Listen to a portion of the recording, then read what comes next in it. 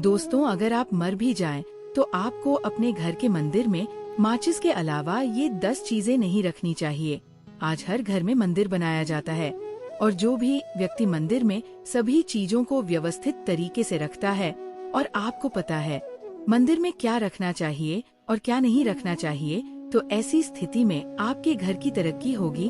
आपके घर में हमेशा पारिवारिक सुख, समृद्धि और माता लक्ष्मी की कृपा बनी रहेगी। और जिस भी घर के मंदिर में भगवान गणेश की मूर्ति या तस्वीर या फोटो रखी हुई है, अगर उसके परिवार का कोई भी सदस्य इस वीडियो को जरूर देखें। और आपसे हाथ जोड़कर विनती है कि वीडियो को आज और अभी देखें, नहीं तो परिवार बर्बाद हो जाएगा। अपने परिवार को बर्बाद होने से बचाएं। ये ऐसी जानकारी है जो ज्यादातर गुप्त जानकारी होती है, जो आपको कोई नहीं बता सकता है, ये बता देती है। और जो लोग जानते हैं उस घर के परिवार में सुख समृद्धि बनी रहती है और उस घर के सभी सदस्य अमीर बनते रहते हैं। अगर आप में से कोई भी इंसान समय निकालकर इस वीडियो को पूरा देख ले, तो आप समझ जाएंगे कि उस घर में खुशियां ही खुशियां। आज भी इस आधुनिक समय में ऐसे बहुत से लोग हैं जो घर के मंदिर के सामने ऐसे काम करते हैं जिससे घर में दुखों का पहाड़ टूट पड़ता है। आप देख ही रहे होंगे कि ये वो लोग हैं जो अपने घर के मंदिर के सामने गलत संबंध बनाते हैं। और दोस्तों, कुछ पति पत्नी ऐसे भी होते हैं जो घर में कोई जगह नहीं देखते, जब उनका मन करता है अपने पति के साथ संबंध बनाने लगते हैं। आज भी परिवार में ऐसी चीजें होती रहती हैं। ऐसे पति पत्नी हैं जो ना तो समय देखते हैं और ना ही ये देखते हैं कि हम किस जगह संबंध बना रहे हैं, कुछ नहीं देखते। और जो इस तरह का काम करता है उसका घर परिवार बर्बाद हो जाता है। और वीडियो जाने से पहले घर में बनाए मंदिर से इस चीज को पूरी तरह हटा दें। तो आज हम जो आपको बताने जा रहे हैं उसे ध्यान से देखिए। अगर आपके घर में मंदिर है और आप भगवान की पूजा करते हैं, तो अपने भगवान के मंदिर के लिए आज ये वीडियो जरूर देखें। इस वीडियो को गलती से भी स्किप न करें, वरना आपका घर पूरी तरह बर्बाद हो जाएगा। वीडियो को हल्के में लेने की गलती न करें। ऐसा करे घर में इतनी गरीबी आएगी कि आपको खाने को अनाज नहीं मिल पाएगा। आज नहीं तो कल, तो परसों नहीं तो आपको ये वीडियो जरूर देखना होगा। हो सके तो इस वीडियो को देख लें, इससे पहले कि आपका घर और परिवार बर्बाद हो जाए। आज भी भारत में कई ऐसे लोग रहते हैं जिन्होंने अभी तक घर के मंदिर से इन 3 चीजों को नहीं हटाया है। और कुछ लोग ऐसे भी हैं जिन्होंने घर के मंदिर को अपने बेडरूम में ही रखा। इसका मतलब है कि जिस कमरे में पति पत्नी साथ रहते हैं, साथ सोते हैं, साथ खाते हैं और दोस्त रात में साथ में सेक्स करते हैं। और जरा सोचिए, आपके बेडरूम में भगवान का मंदिर है और आप भगवान के मंदिर के सामने पाठ तैयार करने लगते हैं। और भगवान के मंदिर के सामने ऐसा करना बहुत गलत है। हम आपसे हाथ जोड़कर कहते हैं, मैंने हमेशा कहा है कि हो सके तो मुझे अपने बेडरूम में कभी भी मंदिर नहीं बनाना चाहिए। हम ये नहीं कह रहे हैं कि पति पत्नी के बीच संबंध नहीं होने चाहिए, बल्कि हम आपसे ये कह रहे हैं कि पति पत्नी के बीच संबंध तो होने चाहिए, लेकिन घर के मंदिर अलग अलग होने चाहिए। भारत में शायद ही कोई ऐसा घर होगा जिसमें पूजा का कमरा और पूजा न हो। घर में सकारात्मक ऊर्जा का संचार होता है, इसलिए आपका पूजा कक्ष वास्तु के अनुसार ऐसा होना चाहिए जो आपके घर में सकारात्मक ऊर्जा का संचार बेहतर तरीके से कर सके। अक्सर आपने देखा होगा कि हम घर में पूजा तो करते हैं, मूर्तियाँ रखते हैं, लेकिन पूजा कक्ष में कुछ ऐसी चीजें भी रख देते हैं जिससे घर तरक्की करने की बजाय नीचे डूब जाता है। अक्सर लोगों को गलतफहमी हो जाती है।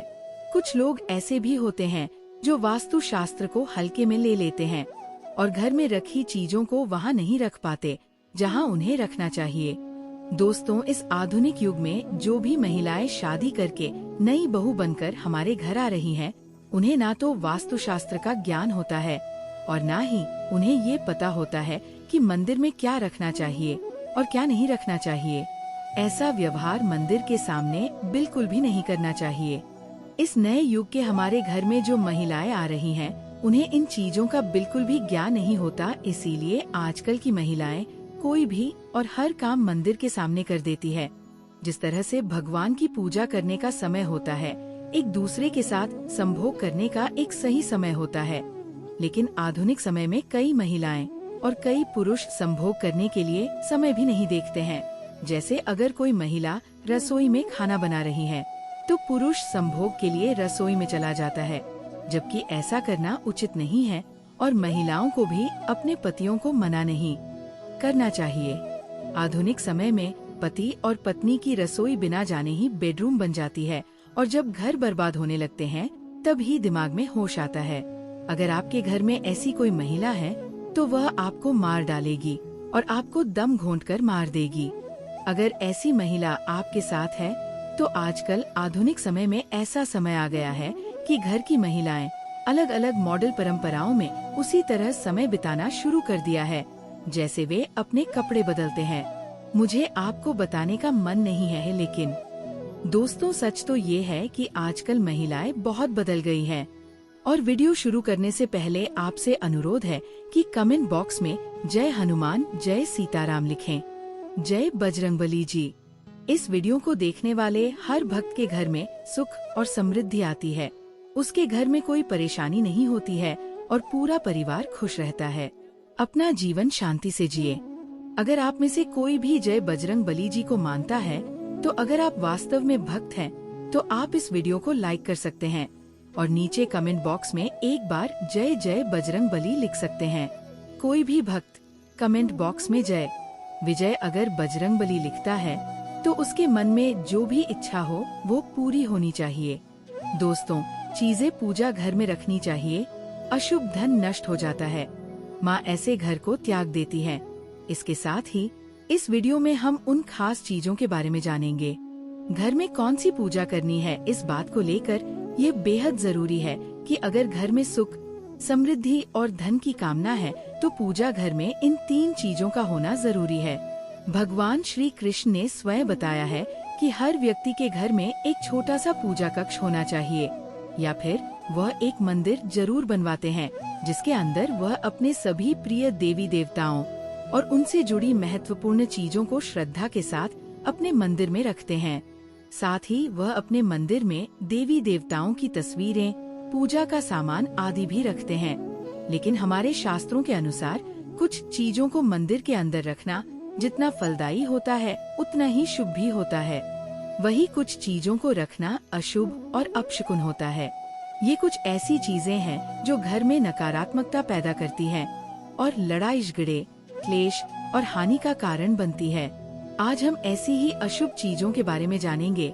दोस्तों, भगवान श्री कृष्ण कहते हैं कि कलयुग में मनुष्य कुछ अशुद्ध चीजों को भी धार्मिक मान लेगा और उनकी पूजा करेगा, जो कि शास्त्रों में वर्जित मानी गई है। भगवान श्री कृष्ण ने पहले ही भविष्यवाणी कर दी थी कि कलयुग में मनुष्य अधर्व होगा। दोस्तों, सबसे पहले बात करते हैं दीपक और धूप दान करें। दोस्तों, भारत की परंपरा मिट्टी से जुड़ी हुई है, इसीलिए मंदिर में पारंपरिक मिट्टी का दीपक जरूर होना चाहिए। अगर आप अपना दीपक नहीं रख सकते हैं तो धातु का दीपक इस्तेमाल करें। अगर आपकी भगवान में ज्यादा आस्था है तो आप गुड़ और घी की अगरबत्ती भी रख सकते हैं, या तो आप इसे रोली से बना सकते हैं, क्योंकि स्वास्तिक को आपके घर की शक्ति, सौभाग्य, समृद्धि और शुभता का प्रतीक माना जाता है। यही मुख्य कारण है कि कोई भी शुभ स्वास्तिक चिन्ह किसी भी कार्य को करने से पहले जरूर बनाया जाता है। तीसरी चीज है कलश। भगवान श्री कृष्ण कहते हैं कि कलश सुख और समृद्धि का प्रतीक है। अपने मंदिर में रोली कुमकुम से स्वास्तिक बनाएं और उस पर शुभ कलश रखें। ऐसा करने से घर में हमेशा खुशहाली बनी रहेगी, जीवन और धन की प्राप्ति होती है। चौथी चीज है शंख। बहुत कम लोग जानते हैं कि शंख की उत्पत्ति समुद्र मंथन के 14 रत्नों से हुई थी, इसीलिए शंख महालक्ष्मी को बहुत प्रिय है।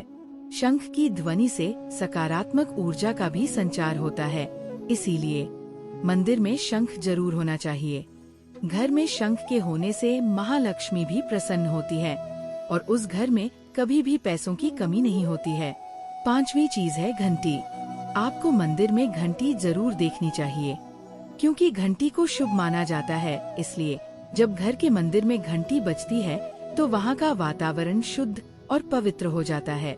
जिस घर में पूजा के दौरान घंटी बजाई जाती है उसके आसपास की सभी नकारात्मक शक्तियाँ दूर हो जाती है और साथ ही सुख समृद्धि के द्वार खुलने लगते हैं। ये वो चीजें हैं जिन्हें घर के मंदिर में जरूर रखना चाहिए। आइए अब जानते हैं कि घर के मंदिर में कौन सी चीजें कभी नहीं रखनी चाहिए। सबसे पहले तो घर में कभी भी भगवान गणेश की विषम संख्या में मूर्तियां नहीं रखनी चाहिए। साथ ही भगवान गणेश की मूर्ति विषम संख्या जैसे 3 या 5 में न रखें। अपने मंदिर में भगवान गणेश की केवल 2 मूर्तियां ही रखें। लगता है बहुत से लोग ये गलती करते हैं कि मुख्य द्वार पर भगवान गणेश की मूर्ति बाहर की तरफ मुंह करके रखी जाती है, ताकि आप चाहें तो इसे मुख्य द्वार के दोनों तरफ या फिर मुख्य द्वार के अंदर की तरफ रख सकते हैं, लेकिन आपको इसे कभी भी बाहर की तरफ नहीं रखना चाहिए। दूसरी बात, अपने मंदिर में कभी भी टूटे हुए चावल न रखें। इसके साथ ही चढ़ाए गए पुराने चावल को ज्यादा दिनों तक न रखें, इससे नकारात्मक ऊर्जा फैलती है। साथ ही इस बात का भी ध्यान रखें कि मंदिर में रखे चावल को हल्दी में भिगोने के बाद ही इस्तेमाल करें। इससे आपको ज्यादा शुभ परिणाम मिलेंगे।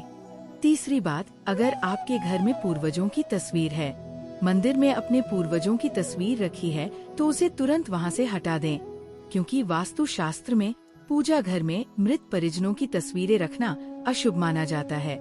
इससे अशुभ फल प्राप्त होते हैं। मृत परिजन पूजनीय और आदरणीय होते हैं, लेकिन उनका स्थान देवताओं के बराबर नहीं होता। घर में मृत परिजनों की तस्वीरें रखने से पूजा कक्ष का वातावरण भी नकारात्मक हो जाता है, जिससे हमें अशुभ परिणाम भुगतने पड़ते हैं। कई लोग पूजा कक्ष में साधु संतों की मूर्तियां या फिर संतों की तस्वीरें भी रख देते हैं, लेकिन ऐसा करना अशुभ माना जाता है। अगर आप किसी संत को मानते हैं तो उनकी तस्वीर दीवार पर लगा सकते हैं, लेकिन पूजा घर में भूलकर भी भैरव जी और शनिदेव की मूर्ति न रखें, और न ही घर के मंदिर में भैरव जी, शनिदेव या काली माता की मूर्ति रखें। इसके साथ ही हमें माता लक्ष्मी की खड़ी मूर्ति की भी पूजा नहीं करनी चाहिए। माता लक्ष्मी हमेशा बैठी हुई मुद्रा में होनी चाहिए। ऐसे में हमें इन मूर्तियों को पूजा कक्ष में नहीं रखना चाहिए। आइए अब जानते हैं उन खास वस्तुओं के बारे में। इन चीजों की पूजा घर में जरूर करनी चाहिए। अगर इन चीजों की पूजा घर में की जाए तो इससे धन की वर्षा होती है। घर में माँ लक्ष्मी स्थायी रूप से निवास करती हैं। इसलिए पहली चीज है गंगा जल। हमारे शास्त्रों में गंगा जल को बहुत पवित्र माना गया है, इसलिए पूजा कक्ष में गंगा जल का होना बहुत जरूरी है। गंगा नदी सभी पापों का नाश करने वाली और सभी रोगों का नाश करने वाली है। इसीलिए अगर आप अपने पूजा कक्ष में एक छोटे से तांबे के बर्तन में गंगा जल भरकर रखेंगे तो ये आपकी पूजा में मदद करेगा। घर के जल की पवित्रता बरकरार रहेगी और आपको अपनी पूजा का पूरा फल मिलेगा। दूसरी चीज है कलश। शास्त्रों में कलश को पूर्णता का प्रतीक माना जाता है। चाहे वो सत्यनारायण की पूजा हो, दिवाली हो, नवरात्रि का त्योहार हो या किसी भी तरह का उत्सव और शुभ कार्य, कलश स्थापना के बिना सब अधूरा माना जाता है। देवताओं का आह्वान करने के लिए पूजा में कलश का उपयोग किया जाता है। भगवान के सामने जल से भरा तांबे का कलश रखना इतना शुभ होता है कि हम अपनी दैनिक पूजा करते समय भगवान की पूजा करते हैं। अगर हम तांबे के कलश को जल से भरकर रखते हैं तो हमें इसका चमत्कारी प्रभाव अवश्य देखने को मिलता है। इसीलिए हमें मुख्य रूप से तांबे के कलश का उपयोग करना चाहिए। अगर पूजा में किसी सामग्री की कमी हो जाए तो परेशान न हो और न ही पूजा को बीच में छोड़े। ऐसी स्थिति में भगवान की पूजा करें, चावल और फूल चढ़ाएं और मन ही मन उस बात का ध्यान करें। पानी को कभी भी प्लास्टिक की बोतल या किसी अपवित्र धातु के बर्तन में नहीं रखना चाहिए। तांबे के बर्तन में एल्यूमिनियम और लोहे जैसी अपवित्र धातु से बने बर्तन नहीं रखने चाहिए। शिवलिंग पर केतकी का फूल नहीं चढ़ाना चाहिए। किसी भी पूजा में अपनी मनोकामना की सफलता के लिए दक्षिणा अवश्य अर्पित करनी चाहिए।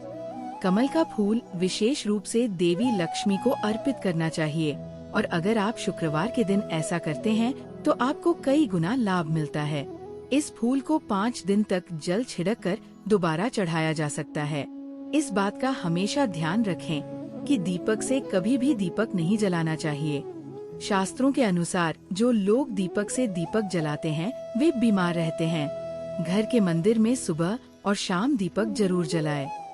एक दीपक घी का और एक दीपक तेल का जलाना चाहिए। पूजा में दीपक को सही जगह पर रखना चाहिए। घी का दीपक हमेशा दाईं ओर रखना चाहिए। तेल का दीपक हमेशा बाईं ओर रखना चाहिए। घर में पूजा के दौरान धूप बत्ती और दान जैसी चीजें हमेशा बाईं ओर रखनी चाहिए। खड़े होकर पूजा करनी चाहिए। सीधे जमीन पर बैठकर पूजा न करें। पूजा करने से पहले हमेशा आसन बिछा लें और आसन में बैठकर ही पूजा करें। इसके अलावा बिना सिर ढके पूजा नहीं करनी चाहिए। पुरुष हो या महिला, पूजा करते समय हमेशा सिर को दुपट्टे या रुमाल से ढकें।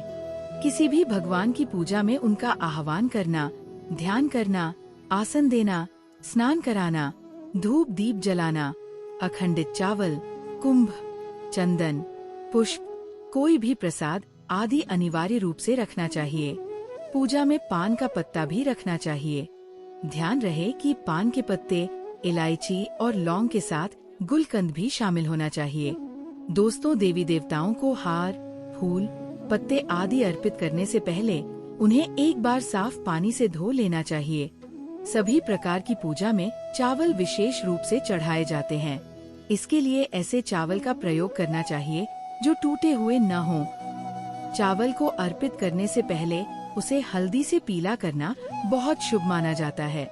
इसके लिए थोड़े से पानी में हल्दी घोल लें और चावल को उस घोल में डुबोकर पीला कर लें। पूजा करते समय इस बात का विशेष ध्यान रखें कि पूजा के दौरान दीपक नहीं जलाना चाहिए। क्या नहीं जलाना चाहिए? अगर ऐसा होता है तो पूजा का पूर्ण फल प्राप्त नहीं होता है। भगवान विष्णु को प्रसन्न करने के लिए पीले रंग का रेशमी वस्त्र चढ़ाना चाहिए। माता सूर्य देव और श्री गणेश को प्रसन्न करने के लिए लाल रंग का वस्त्र चढ़ाना चाहिए। भगवान शिव को प्रसन्न करने के लिए सफेद रंग का वस्त्र चढ़ाना चाहिए। वस्त्र चढ़ाना किसी भी तरह की पूजा में कुल देवी, कुल देवता, घर के वास्तु देवता, ग्राम देवता आदि का ध्यान करना जरूरी होता है। इन सभी की भी पूजा करनी चाहिए। पूजा के दौरान जिस आसन पर बैठते हैं उसे पैरों से इधर उधर नहीं हिलाना चाहिए। अगर आप घर में रोजाना एक भी दीपक जलाते हैं तो घर के कई वास्तु दोष भी दूर हो जाएंगे। सूर्य, गणेश, दुर्गा, शिव और विष्णु पंचदेव कहलाते हैं। इनकी पूजा प्रतिदिन सभी कार्यों में अनिवार्य रूप से करनी चाहिए। पूजा करते समय इन पांचों देवताओं का ध्यान करना चाहिए। इससे माता लक्ष्मी की कृपा और समृद्धि प्राप्त होती है। तुलसी के पत्ते चढ़ाने चाहिए और ऐसा शुक्रवार के दिन करने से कई गुना लाभ मिलता है। इस फूल पर 5 दिनों तक जल छिड़के। इसे दोबारा भी चढ़ा सकते हैं। इस बात का हमेशा ध्यान रखें कि दीपक से कभी भी दीपक नहीं जलाना चाहिए। शास्त्रों के अनुसार जो लोग दीपक से दीपक जलाते हैं वे बीमार रहते हैं। सुबह और शाम घर के मंदिर में एक दीपक घी का और एक घी का दीपक जलाना चाहिए। पूजा के लिए तेल का दीपक जलाना चाहिए। दीपक सही जगह पर रखना चाहिए। घी का दीपक हमेशा दाईं ओर रखना चाहिए। तेल का दीपक हमेशा बाईं ओर रखना चाहिए। घर में पूजा के दौरान जल का पात्र, अगरबत्ती जैसी चीजें हमेशा बाईं ओर रखनी चाहिए। इसके अलावा बिना सिर ढके पूजा नहीं करनी चाहिए। पुरुष हो या महिला, पूजा करते समय सिर को हमेशा दुपट्टे या रुमाल से ढकना चाहिए। किसी भी भगवान की पूजा करते समय उनका आह्वान करना, ध्यान करना, स्नान कर धूप दीप जलाना, अक्षत, चावल, कुंभ, चंदन, पुष्प, कोई भी प्रसाद आदि अनिवार्य रूप से रखना चाहिए। पूजा में पान का पत्ता भी रखना चाहिए। ध्यान रहे कि पान के पत्ते के साथ इलायची, लौंग, गुलकंद आदि भी अर्पित करना चाहिए। सभी मित्रों को देवी देवताओं को माला, फूल, पत्ता आदि अर्पित करना चाहिए। ऐसा करने से पहले उसे एक बार साफ पानी से जरूर धो लें। सभी प्रकार की पूजा में चावल विशेष रूप से चढ़ाया जाता है। पूजा के लिए ऐसे चावल का प्रयोग करना चाहिए जो सात्विक यानी शुद्ध हो, टूटे हुए नहीं। चावल को चढ़ाने से पहले उसे हल्दी से पीला करना बहुत शुभ माना जाता है। इसके लिए थोड़े से पानी में हल्दी घोल लें और चावल को उस घोल में डुबोकर पीला कर लें। पूजा करते समय इस बात का विशेष ध्यान रखें कि पूजा के दौरान दीपक नहीं जलाना नहीं चाहिए। अगर ऐसा होता है तो पूजा का पूर्ण फल प्राप्त नहीं होता है। भगवान विष्णु को प्रसन्न करने के लिए पीले रंग का रेशमी वस्त्र चढ़ाना चाहिए। माता सूर्य देव और श्री गणेश को प्रसन्न करने के लिए लाल रंग का कपड़ा चढ़ाना चाहिए। भगवान शिव को प्रसन्न करने के लिए सफेद रंग का कपड़ा चढ़ाना चाहिए, वस्त्र चढ़ाने चाहिए। किसी भी तरह की पूजा में कुल देवता, घर के वास्तु देवता, ग्राम देवता आदि का ध्यान करना भी जरूरी होता है। इन सभी की पूजा भी करनी चाहिए। पूजा के दौरान जिस आसन पर बैठते हैं उसे पैरों से इधर उधर नहीं हिलाना चाहिए। आसन को हाथों से इधर उधर नहीं हिलाना चाहिए। अगर आप घर में रोजाना एक भी दीपक जलाते हैं तो घर के कई वास्तु दोष भी दूर हो जाएंगे। सूर्य, गणेश, दुर्गा, शिव और विष्णु पंचदेव कहलाते हैं। इनकी पूजा प्रतिदिन सभी कार्यों में अनिवार्य रूप से करनी चाहिए। पूजा करते समय इन पांचों देवों का ध्यान करना चाहिए। इससे माता लक्ष्मी की कृपा और समृद्धि प्राप्त होती है। अगर आपने शुद्ध तुलसी के पत्तों से बना दीपक जलाया है तो उसे बाईं ओर रखें। तेल का दीपक दाईं ओर रखें। पूजा के बाद इसे भगवान को जरूर अर्पित करें। दोस्तों, ये थी पूजा से जुड़ी कुछ बातें जिनका उल्लेख हमारे शास्त्रों में किया गया है। इसीलिए हमें पूजा के दौरान इन बातों का विशेष ध्यान रखना चाहिए। दोस्तों, शास्त्रों से जुड़ी ये पूजा संबंधी वीडियो आपको कैसी लगी? हमें कमेंट बॉक्स में जरूर बताएं। आज के वीडियो में बस इतना ही। धन्यवाद। कैंप फॉर कहा जाता है तो पहली बात तो ये है कि आपके घर में लड़ाई झगड़े बहुत होते हैं। छोटी छोटी बातों पर गाली गलौज होने लगती है। पारिवारिक रिश्ते भूल जाते हैं। कौन बड़ा है और कौन छोटा? तो इसके लिए आपको क्या करना है? आपको एक कपूर का टुकड़ा लेना है। एक कपूर का टुकड़ा लें। मदर किट में आपको 3 तरह के कपूर मिलते हैं। पहला गोल आकार का, दूसरा चॉकलेट के आकार का और तीसरा भीम सैनिक कपूर, जिसे हम दिला कपूर या देसी कपूर भी कहते हैं। तो आप कोई भी कपूर लें और उसके 4 हिस्से कर लें। आपको उसके 4 टुकड़े करने हैं। जरूरी नहीं है कि आपका टुकड़ा बराबर हिस्सों में ही टूटा हो। अगर वो 192 भी हो तो कोई बात नहीं, उसे 4 हिस्सों में बांटना चाहिए।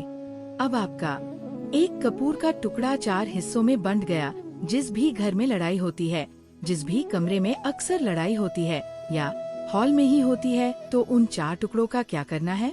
ऐसा करना जैसे कि आपको समझ में आ रहा है कि आपके बेडरूम में लड़ाई हो रही है। तो आपको क्या करना चाहिए? चारों टुकड़े लड़ रहे हैं होने दो, आप शांत रहो। कोई भी पक्ष गलत हो या सही, आप शांत रहो। आपको आगे के 2 कदम सोचने हैं जो आपको बताएंगे कि क्या बोलना है। वो बोलने वाला है, मैं आपको गाली देता हूँ, बस शांत रहो। 2 मिनट बस सह लो, लड़ाई खत्म हो गई। अब आप कपूर के टुकड़े कर लो। चारों टुकड़े घर के चारों कोनों में जहाँ पर लड़ाई हुई वहाँ पर इतने सारे छोटे छोटे टुकड़े हैं। आप देखेंगे कि वो छोटे हैं, मतलब बहुत छोटे हो जाएंगे। अपने चारों में टुकड़ों को रख लो। ठीक है, तो आपने रख लिया। अब आपको ये देखकर बिल्कुल बेकार लगेगा कि भाई हमने तो अपने घर में ये कपूर का टुकड़ा 4 को दे दिया, हम लड़ाई झगड़े कैसे रोक सकते हैं? लेकिन कहा जाता है कि देखते ही देखते कपूर के 4 टुकड़े कर देने भर से ही हमारे घर में कलह शांत हो जाती है, लड़ाई झगड़े बंद हो जाते हैं। और ये बहुत ही कारगर उपाय है। ये उपाय बहुत तेजी से काम करता है। जब भी आपके घर में कोई लड़ाई झगड़ा होगा तो आपको बस इतना करना है। कुछ ही दिनों में आपके घर का माहौल बिल्कुल शांत हो जाएगा। आपको घर के चारों कोनों में एक एक टुकड़ा रखना है। आपके घर में जो भी गुस्सैल व्यक्ति होगा या आपके घर में झगड़ा करवाने वाला होगा, आप देखेंगे कि 15 दिनों के अंदर उसका मानसिक संतुलन ठीक हो जाता है और वह कभी भी परिवार के किसी सदस्य से झगड़ा नहीं करना चाहेगा। अगर वो पहले परिवार के किसी सदस्य से झगड़ा करता था तो अब वो ऐसा नहीं करेगा। हाँ, थोड़ा समय जरूर लगेगा। अब दूसरा उपाय है, आपकी दुकान है लेकिन आपकी दुकान पर अब ग्राहक कम होते जा रहे हैं, आपका काम आगे नहीं बढ़ रहा है, या आप नौकरी कर रहे हैं, आपकी नौकरी आगे नहीं बढ़ रही है, या आप नौकरी ढूंढ रहे हैं, प्राइवेट हो या सरकारी नौकरी तो नौकरी है, इससे हमारे घर का खर्चा चलता है, चाहे वो व्यापार हो या नौकरी। ये उपाय आपकी बहुत मदद करता है। अगर घर में खुशियाँ है, सुख शांति समृद्धि की कमी हो गई है, घर में अगर आपके पास पैसा नहीं बचा है और आपके पास 2-4 रुपए से ज्यादा है, तो आपको क्या करना है, एक कांच की कटोरी लीजिए और कांच की कटोरी में 7 कपूर की टिकिया डाल दीजिए। कपूर की टिकिया चाहे गोल या गोल रखिए। आपको इसमें 7 कपूर की टिकिया डाल देनी है। फिर जब आप मेडिकल में जाते हैं, वो आपको साइज में देते हैं। ऐसा नहीं है आपको फिटकरी लेनी है क्योंकि वो अच्छी होती है, ऐसा नहीं है। एक मुश्त फिटकरी आपको राशन में किराने की दुकान पर मिल जाएगी। 2 छोटे टुकड़े फिटकरी लें और उसमें सेंधा नमक का एक टुकड़ा मिला दें। सेंधा नमक वही होता है जो हम त्योहारों में खाते हैं, इसलिए उसमें सेंधा नमक का कोई पिसा हुआ टुकड़ा न ले जाएं। अपने घर आपको वो नमक नहीं लेना है जो आप खाते हैं। आपको ये 3 चीजें लेनी है। सबसे पहले आपको 7 टुकड़े कपूर लेने हैं। दूसरा, आपको 2 टुकड़े या 2 टुकड़े फिटकरी और 1 टुकड़ा सेंधा नमक लेना है। आपको ये तीनों लेने हैं। इसे एक कटोरी में रखें और इसे रखने के बाद इसके ऊपर एक स्टील या कोई भी छोटी स्टील की कटोरी रख दें। जब आप कांच की कटोरी खरीदने जाएं, तो उसके साथ उसके साइज की कांच की कटोरी लेना बेहतर रहेगा। अब आपको क्या करना है, आप अपना कैश जहाँ भी रखते हो, चाहे दुकान के लिए रखते हो या घर के लिए, ये बात सब के लिए एक जैसी है। आप अपना कैश जहाँ भी रखते हो, अगर घर में रखते हो, तो आपके 10,000 50 को कहीं छोटे से डिब्बे में या जो भी आप करते हो उसके पास ही रखना है। डिब्बे में आप नहीं रख सकते हो। अगर आपके पास इतना बड़ा डिब्बा नहीं है, तो आप जिस कटोरे में रखा है उसमें रख सकते हो। वो कांच का कटोरा है, उसको घर में उस डिब्बे के पास ही रख दो। ये कटोरा आपको उस कैश डिब्बे के पास रखना है जिसमें आपने ये 3 चीजें रखी है। उसके बाद अगर आप इसको दुकान पर ले जाते हो, तो आपको क्या करना है, आप इसको दुकान में इस्तेमाल करना चाहते हो। आप चाहते हो कि आपका कैश फ्लो बढ़ता रहे। दुकान पर ग्राहक आते हो, तो अगर आपके कैश डिब्बे के बगल में कहीं जगह हो, तो उसको वहाँ रख दो और उसको ढक दो। खुले में रखने से क्या होता है, नहीं लगाओगे तो कपूर का क्या होता है, वो बहुत जल्दी वाष्पित हो जाता है। अगर खुले में रखोगे तो ऐसी स्थिति में आपको किसी का असर नहीं होगा। अगर आप चाहो तो स्टील का बना लो। अगर आपका पल्ला बड़ा है, अगर कैश बॉक्स बड़ा है, तो आप उसको कैश बॉक्स के अंदर भी रख सकते हो। ये धन को आकर्षित करने का काम करता है। एक चुंबक होता है जो धन को अपनी ओर आकर्षित करता है। अब किस दिन करना है, ये उपाय आपको किसी भी शुक्ल पक्ष के शनिवार से शुरू करना है। चाहे कोई भी महीना हो, सावन भादों का कोई भी महीना हो, आपको किसी भी शनिवार को करना है। किसी भी महीने के शुक्ल पक्ष के शनिवार को करना है। उसके बाद आपके इस कटोरे जैसे दिनों में, हाँ, या एक महीना जब आपका कपूर उड़ जाए, क्योंकि आपका सेंधा नमक नहीं उड़ेगा और आपकी फिटकरी नहीं उड़ेगी। कपूर उड़ने वाला एकमात्र पदार्थ है। तो जब कपूर उड़ जाए तो आपके पास क्या रहता है, वो फिटकरी का टुकड़ा, सेंधा नमक का टुकड़ा ही इन दोनों को बहता रहता है। इसको पानी में डाल दीजिए और शनिवार को फिर से इस उपाय को बदल दीजिए। मतलब अगर आपने देखा कि कपूर या कटोरी में रखा कपूर वाष्पित हो गया है, तो जब आप इसको शनिवार को ही दोहराएंगे, तो आपको शनिवार को ही करना है। लेकिन उसमें आपको ये सब शुक्ल पक्ष में देखने की जरूरत नहीं है, क्योंकि आपने इसको पहले शुक्ल पक्ष से शुरू किया है। आप इसको हर महीने के हर शनिवार को बदलते रह सकते हैं। आप इसको 1 हफ्ते में बदल सकते हैं, या 15 दिन पर, या 1 महीने में बदल सकते हैं। ये है लूज कपूर, लूज फिट की हुई गुठली और सेंधा नमक। इन दोनों को बहते पानी में डाल दीजिए। अगर आप फ्लैट में रहते हैं या शहर में रहते हैं, तो आपके इलाके में बहते पानी की सुविधा उपलब्ध नहीं होगी। तो आपको इसका क्या करना चाहिए, बालकनी, अगर वहाँ पर कोई पेड़ या पौधा है तो आप ये कर सकते हैं, या आप ये कर सकते हैं, एक बर्तन में पानी ले लीजिए और इन दोनों को उसमें डाल दें। अब ये 810 घंटे में पूरा हो जाएगा, मतलब दोनों टुकड़े गल जाएंगे। उस पानी को आप अपने बेसन में इस्तेमाल कर सकते हैं। इसे कटोरी में डाल दें और इसे बस जाने दें, ये खत्म हो गया। और फिर शनिवार को ये तीनों चीजें कटोरी में डाल दें और ये दोहरा दें। आप यकीन नहीं करेंगे, महीने में 4-5 शनिवार होते हैं, तो हर शनिवार आप ये नहीं कर सकते हैं। जब कपूर जल रहा हो तब करें। ये तभी करें जब उड़ जाए।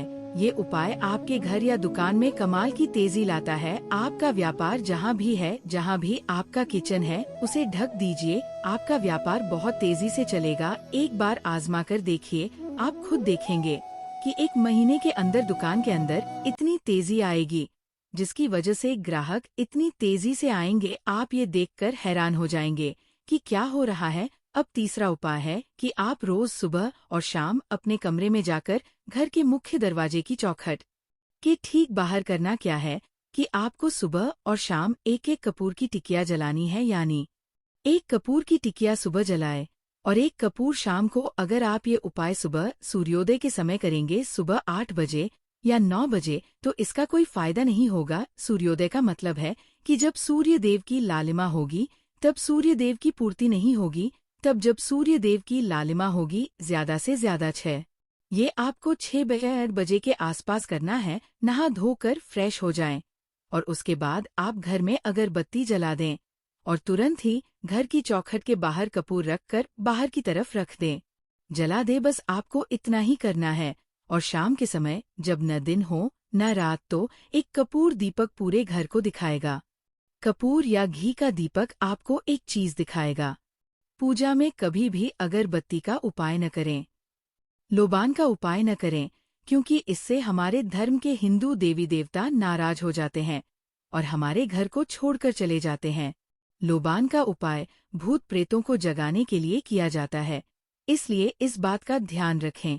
अगर आप घर में लोबान और अगरबत्ती नहीं जलाना चाहते हैं, तो आप शाम के समय भी लोबान जला सकते हैं। आपको ये जानना होगा कि ये उपाय आपके लिए क्या परिणाम करेगा। इस उपाय से आपके घर में कभी भी पैसों की कमी नहीं होगी। आपके घर में हमेशा पैसा रहेगा और आपके घर में हमेशा सुख, शांति और समृद्धि बनी रहेगी।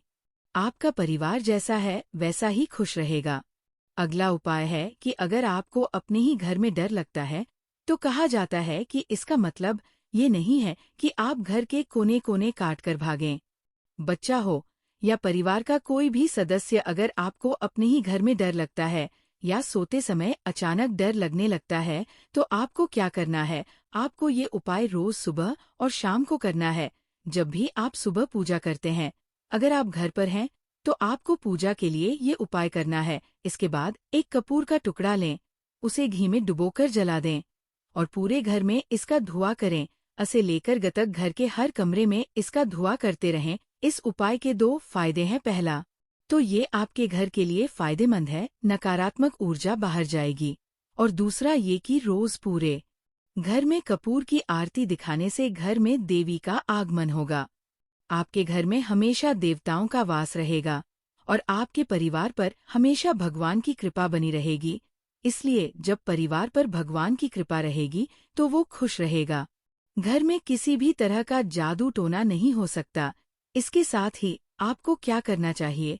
अगला उपाय, जब भी आप रात को सोने जाए तो सोने से पहले अपने कमरे में कपूर का 1 टुकड़ा जला दें। आज की भागदौड़ भरी जिंदगी में हम सभी चाहते हैं कि जब हम काम से निकलें तो मन को शांति मिले। जब हम वापस आते हैं तो सिर्फ टेंशन ही बचती है। ऑफिस की टेंशन, बॉस की टेंशन, दिन भर हर तरह की टेंशन रहती है। आदमी हो या औरत, हर किसी को टेंशन होती है। नौकरी करने वाले या किसी भी तरह का काम करने वाले लोग, चाहे वो आपका बिजनेस ही क्यों न हो, आप अगर टेंशन में रहते हैं तो आप चाहते हैं कि रात को बिना टेंशन के और बिना किसी मानसिक दबाव के सोना है, तो आपको रात को खाना खा लेना है। उसके बाद जब भी आप रात को सोने जाएं, तो अपने घर के जिस कमरे में आप सोएंगे, उस कमरे के किसी भी कोने में 1 टुकड़ा पूरी तरह से जला दे बस। उसके बाद सो जाए। सुबह आप काफी तरोताजा महसूस करेंगे और अच्छा महसूस करेंगे, खुद को तरोताजा पाएंगे। आपके अंदर एक सकारात्मक ऊर्जा आएगी। वहाँ इजाजत है तो आप इसमें जीतना चाहते हैं, तो इसके लिए आपको जो करना है वो ये उपाय आपको शुक्रवार के दिन करना है। उस गुलाब के फूल में 1 गुलाब का फूल और 1 कपूर का टुकड़ा रखें और उसे जला दें। गुलाब जल जाएगा। अब जले हुए गुलाब के फूल को माँ दुर्गा को अर्पित करें। मुझे अपना घर दे दो, आपको ये उपाय सिर्फ मंदिर में ही करना है, मंदिर में नहीं।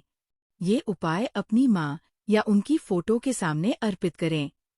इस उपाय से आप अचानक से खुश हो जाते हैं, लेकिन ये काम आपको 43 दिन तक जारी रखना है। 45 दिन तक आपको ये उपाय लगातार करना है। आप ये उपाय किसी भी शुक्ल पक्ष के शुक्रवार से शुरू करें और 43 दिन तक जारी रखें।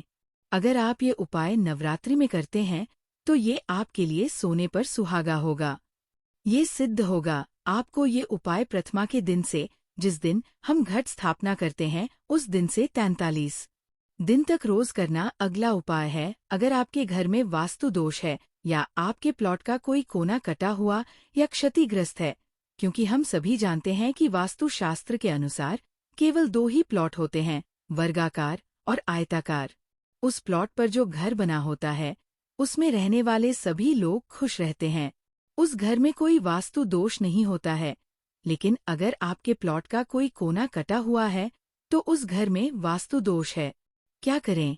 आपके घर में जिस जगह वास्तु दोष है वहां पर कपूर के 2 टुकड़े रखें।